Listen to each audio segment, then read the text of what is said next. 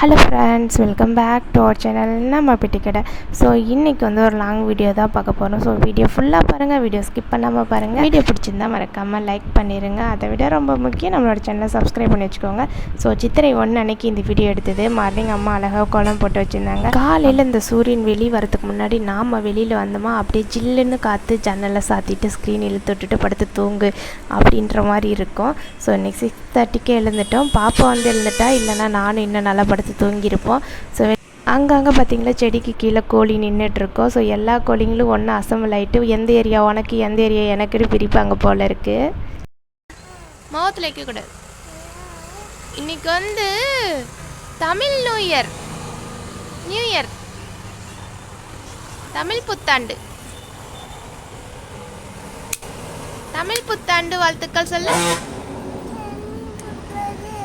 தமிழ் புத்தாண்டு வாழ்த்துக்கள். என்னது தமிழ்?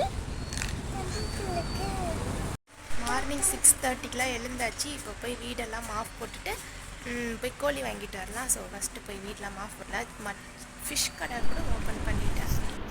வெளியே நானும் பாப்பா உட்காந்துட்டு இருந்தோம்.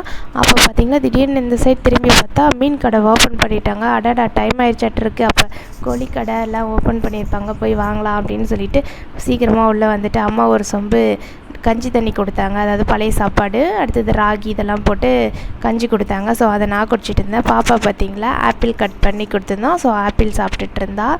அதுக்கப்புறமா கொஞ்சம் நல்லா வயிறு குழுன்னு குடித்ததுக்கப்புறமா நம்ம வீடெல்லாம் ஆஃப் போட்டுட்டு அதுக்கப்புறமா வந்துட்டு போய் கோழி வாங்கலாமா, கோவிலுக்கு போகலாமா அப்படின்னு சொல்லிட்டு என்ன பிளானுன்னே தெரியாமல் இருந்துச்சு. சரி, ஒரே வேலையாக குளிச்சுட்டு கோவிலுக்கு போயிட்டு அதுக்கப்புறமா போய் கோழி வாங்கிட்டு வரலான்னு சொல்லிட்டு குளிச்சுட்டு ரெடி ஆகிட்டோம். பாப்பா ரெடி ஆனது பார்த்திங்களா அம்மா மேக்கப் போட்டுட்டு இருந்தாங்க. நான் வந்துட்டு ரெடி ஆகிட்டேன். இன்றைக்கி வந்து நான் அம்மாவோட சேரீ, அம்மாவோட ப்ளவுஸு இதெல்லாம் தான் நான் இன்றைக்கி போட்டிருந்தேன். ஸோ இந்த சேரீ, இந்த ப்ளைன் சேரீ எனக்கு ரொம்ப பிடிக்கும். இந்த சேரீலாம் எடுத்து பல வருஷம் ஆகிடுக்கும். ஆனால் அப்பப்போ நான் வந்துட்டு இந்த மாதிரி சேரீ எனக்கு பிடிக்கும் அப்படின்றதுனால இதை அப்படியே பத்திரமா வச்சுருக்கேன். ப்ளவுஸ் பார்த்திங்களா க்ரீன் கலரில் போட்டிருந்தேன். கேமராவில் ஏன் இப்படி தெரியுது அப்படின்ட்டு எனக்கே தெரியல. ஃபைனலி பாப்பாவும் ரெடி ஆகிட்டா, நானும் ரெடி ஆகிட்டேன். பாப்பா வந்துட்டு நான் செயின் போட்டிருக்கேன், எனக்கு செயின் வேணும்னு கேட்டுதான். சரி இந்தாடா அப்படின்ட்டு அவளுக்கு ஒன்று போட்டு விட்டாச்சு. இன்றைக்கி வந்து அப்பா பைக் எடுத்துகிட்டு தான் நாங்கள் 3 பேர் வந்துட்டு கோவிலுக்கு போயிட்டுருந்தோம். போகிற வழியில் பார்த்திங்களா அப்பாவும் பொண்ணும் அப்படியே கொஞ்சம் தள்ளிட்டு வந்தாங்க. சரி எப்படியோ போங்க அப்படின்னு சொல்லிட்டு நம்ம இயற்கையை ரசிக்கலாம் அப்படின்னு சொல்லிட்டு இயற்கையை அப்படியே பார்த்துட்டு வந்தோம். அப்படி எவ்வளோ அழகாக இருக்குன்னு பாருங்கள். இந்த இடத்துல மட்டும் எப்போவுமே வந்துட்டு நல்லா க்ரீனிஷாக இருக்கும். தண்ணி வந்துட்டு இருக்குது. அது பழைய தண்ணி, எப்போ மழை வந்த தண்ணி, ஆனால் இப்போ வரைக்கும் இருக்குது. இங்கே ஒரு கிணறு இருக்குது பாருங்களேன். இந்த கிணத்துலேயும் தண்ணி அப்படியே ஃபுல்லாக இருக்குது. இது என்னோடய ஃப்ரெண்டோட வீடு தான். இங்கே ஒரு முனியப்பன் கோயில் இருக்கும். ஸோ இதெல்லாம் ரசிச்சுக்கிட்டே போயிட்டுருந்தோம். அப்படியே ஊரே காஞ்சி போய் இருக்குது மழை இல்லாமல். உங்கள் ஊர் எப்படி இருக்குது அப்படின்னு சொல்லிட்டு மறக்காமல் கமெண்ட் பண்ணுங்கள். எப்படி இருக்குது பாருங்கள். ஏரியிலலாம் அங்கங்கே தண்ணி இருக்குது. மலையெல்லாம் அப்படியே அந்த மலை சைட்லாம் பார்த்திங்களா பார்க்குறதுக்கு அழகாக இருக்குது. ஆனால் கிட்ட பார்த்திங்களா தெரியும் அவ்வளோ காஞ்சி போய் இருக்குது. சரி அப்படியே ஆஞ்சநேயர் கோயிலுக்கு வந்தாச்சு. வந்துட்டு ஆஞ்சநேயர் கும்பிட்டு அப்படியே கோவில் ஒரு சுற்று வந்துட்டு அதுக்கப்புறம் நமக்கு என்ன பொங்கல் தான் அடுத்தது. ஸோ க்யூவில் போய் நின்றுட்டு 3 பேரும் 3 தட்டு வாங்கிட்டு அப்படியே போய் ஒரு ஓரமாக ஒரு 5 நிமிஷம் உட்காந்துட்டு ஒரு கவரில் ஆல்ரெடி நான் கோவிலுக்கு போகும்போதே பிளான் பண்ணி தான் போனேன். எப்படி கோவிலுக்கு போகிறோம், இன்றைக்கி பொங்கல் கொடுப்பாங்க, அதனால் ஒரு கவர் எடுத்துகிட்டு போயிடலாம் அப்படின்னு சொல்லிட்டு ஒரு கவர் எடுத்துக்கிட்டே போயிட்டேன். அந்த கவரில் பொங்கல் வச்சுட்டு வரதுக்காக. ஸோ கவரில் பொங்கல் வச்சுட்டு வந்துட்டு வீட்டுக்கு வந்து பொங்கல் புளியோதரை கொடுத்துருந்தாங்க. ஸோ சாப்பிட்டு முடிச்சுட்டு இப்போ நாங்கள் கோவிலுக்கு கிளம்பிட்டோம். சாரி, கோழி வாங்கிறதுக்கு கிளம்பிட்டோம். ஆக்சுவலாக பாப்பாவை தூங்க வச்சுட்டு நானும் என்னோடய ஹஸ்பண்ட் மட்டும் கிளம்பியாச்சு. எங்கள் ஊர் சந்தை இன்றைக்கி வந்து சண்டே இல்லை, அதனால் சந்தை போட்டிருந்தாங்க. அப்படியே என்னென்ன இருக்குது அப்படின்னு சொல்லி பார்த்துட்டு சந்தையில் வந்துட்டு கோழி இருக்கும். ஸோ கோழி இருக்கா அப்படின்னு பார்க்கலான்னு வந்தோம். எங்கேயுமே கிடைக்கவே இல்லை. அப்புறம் அங்கே இருக்கவங்கிட்ட கேட்டோம், கோழிலாம் நாட்டுக்கோழி வேணும்னா நீங்கள் 6 மணி 7 மணிக்கெலாம் வந்திருக்கணும் அப்படின்னு. நாங்கள் 6 மணியே 7 மணிலாம் ரொம்ப அதிகம். 6 மணிக்கெலாம் இங்கே இருந்தீங்களா நாட்டுக்கோழி வாங்கிட்டு போகலாம் அப்படின்னு சொன்னாங்க.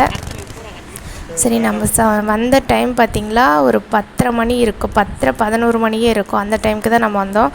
எல்லாம் காலி ஆகிடுச்சி. சரி அப்படின்னு சொல்லிட்டு மல்லி இலை அப்புறம் காய் மட்டும் 2 காய் வாங்கிட்டு கிளம்பிட்டோம். என்னோடய ஹஸ்பண்ட் போயிட்டு காசு கொடுத்துட்டு வந்தாங்க. சில்லறை இல்லைன்னு சொன்னதுக்கு, எனக்கு காலையில் இப்போ தான் சந்தையிலுக்கு எல்லாம் வந்துட்டுருக்கு, காயெலாம் வந்துட்டுருக்கு.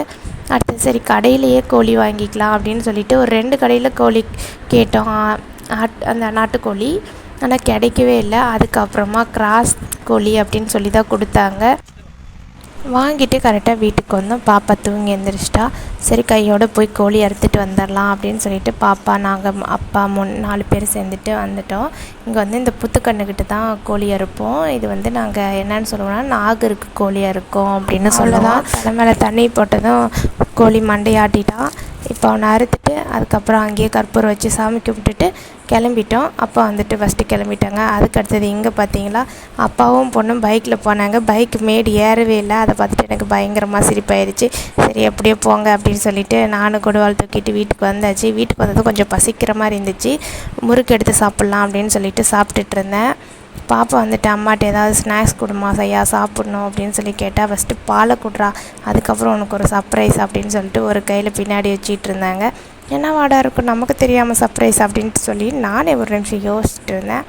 சரி அப்படின்னு சொல்லிட்டு பாப்பா உட்காந்து பால் குடிச்சிட்டு அதுக்கப்புறம் என்னையா கூடாயா அப்படின்னு சொல்லி கேட்டால் இன்னும் கொஞ்சம் இருக்குது அது முடிச்சுட்டு கூடன்னு தான் என்னவா இருக்குன்னு கையில் இருக்கிறத எடுத்து காமிச்சா. நேற்று நான் வாங்கிட்டு வந்த மைசூர் பாக்கு.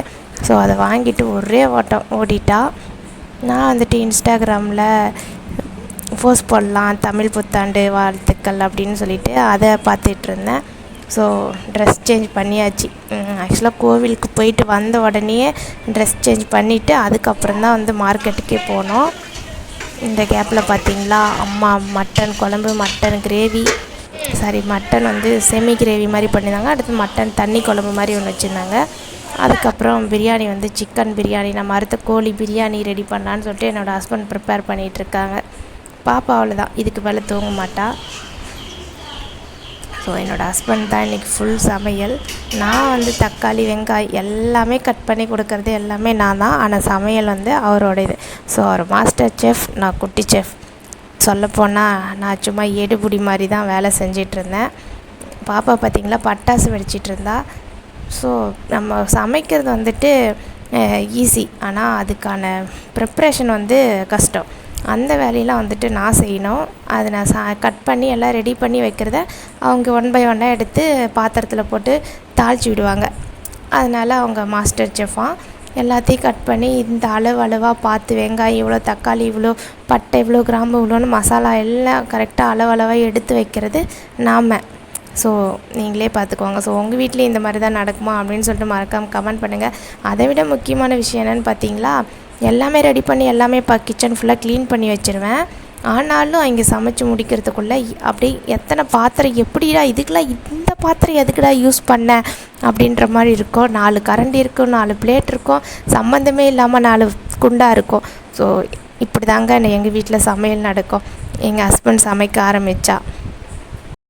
உங்கள் வீட்டில் இந்த மாதிரி தானா அப்படின்னு மறக்காமல் கமெண்ட் பண்ணுங்கள். இவ்வளவு சமைச்சு முடிச்சதுக்கப்புறமா யாருக்குமே சாப்பிட்ணுன்னு தோணலை.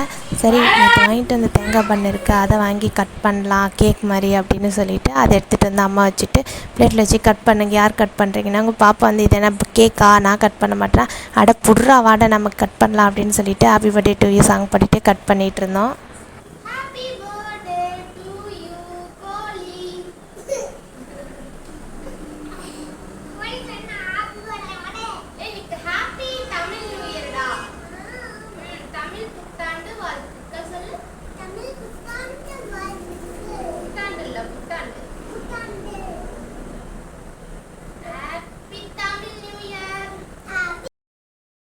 இந்த மாதிரி பாட்டு பாடிக்கிட்டு என்ஜாய் பண்ணிக்கிட்டு நம்ம வந்துட்டு 4 பீஸாக போட்டாச்சு. இப்போ என்னோடய ஹஸ்பண்ட்க்கு ஒரு பீஸ், அடுத்தது எங்கள் அப்பாவுக்கு ஒரு பீஸ் கொடுத்தாச்சு.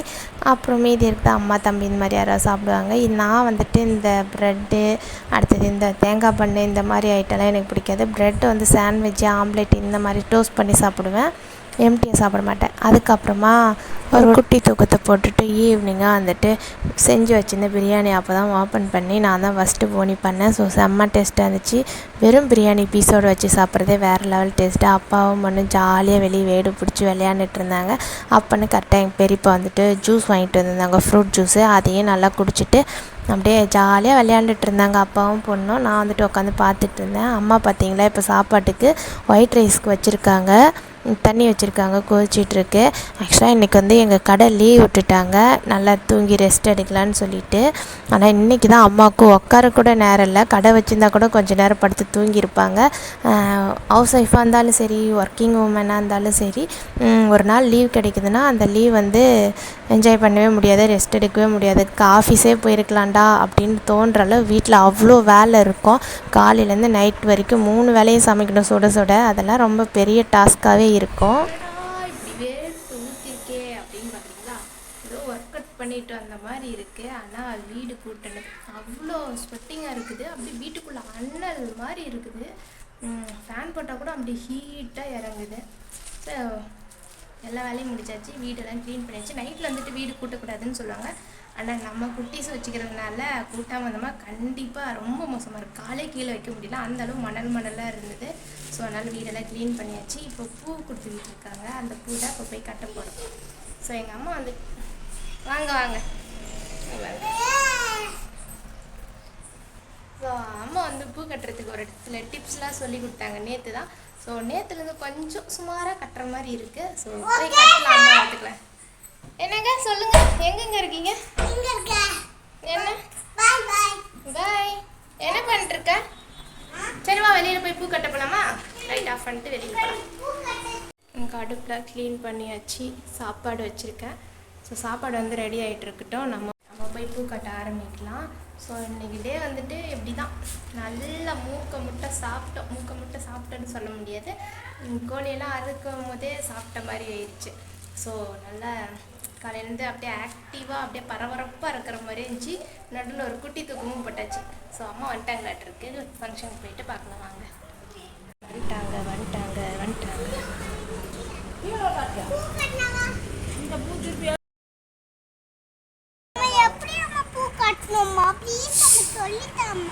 எனக்கே ஆயாதாட்டா சொல்லி கொடுத்தாங்க. இப்போ மம்மி கட்ட பாரம்பரியம் எப்படி? யார் பூ கட்டுட்டாங்க? தினேஷோட பொண்ணா? தினேஷ் பொண்ணு நேம் என்னங்க? நேம் என்ன? நேம் அத்த நேம் தினேஷ் அத்த நேம் ரம்யா. சரி கட்டலாமா? இவ ஒருத்த சொல்லி கொடுங்கன்னு கேட்குறான். நானே நேற்று தாண்டா கற்றுக்கிட்டேன் அப்படின்னு சொன்னேன். கேட்கவே மாட்டேன். சரி இப்போ நமக்கு தெரிஞ்சதை நம்ம சொல்லிக் கொடுக்கலான்னு சொல்லி கொடுத்தேன். அவள் ஏதோ ஒன்று வச்சு கட்டிருந்து வா சூப்பர்மா அப்படின்னு சொல்லிட்டு தான். ஸோ இந்த டேவே வந்துட்டு இப்படி தர போணுச்சு. ஸோ உங்களுக்கு எப்படி போச்சு அப்படின்னு மறக்காமல் கமெண்ட் பண்ணுங்கள். பாய். மறக்காமல் நம்மளோட சேனலை சப்ஸ்கிரைப் பண்ணிக்கோங்க. சேனலில் சர்ப்ரைஸ் பண்ணிடுங்க.